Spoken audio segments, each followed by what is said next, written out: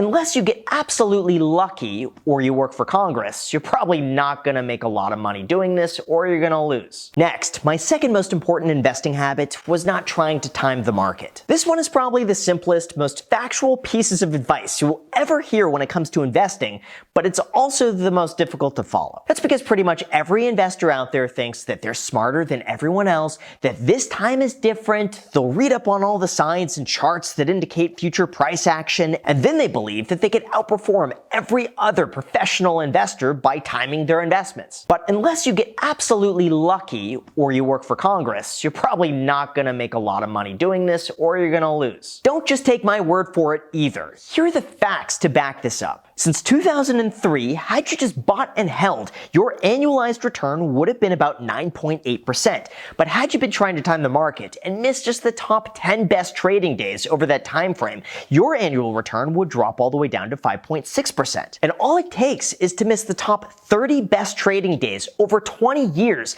and all of a sudden your return drops to just 0.8%, or basically below the rate of inflation. There's also another study out there that shows that, generally speaking, the more trades you make and the more you try to time the market, the lower your overall return becomes. This is why it's proven that the average investor is absolutely horrible when it comes to investing, and they dramatically underperform the market. So in terms of what you could do about all of this, it's very simple. All the research out there has shown that since 1926, a 20-year holding period has never once produced a negative result. Or basically, if you just stay the course and do absolutely nothing, like dead people, you'll probably be just fine. In fact, just buying into the market immediately, regardless of where it's trading, has outperformed trying to time the market 71% of the time. So that's why, from my perspective, your goal should be to invest as much money as possible and keep it there for as long as possible than trying to find the lowest entry point or selling at the peak and then trying to buy in lower, because your chances of getting that right consistently are pretty much non-existent.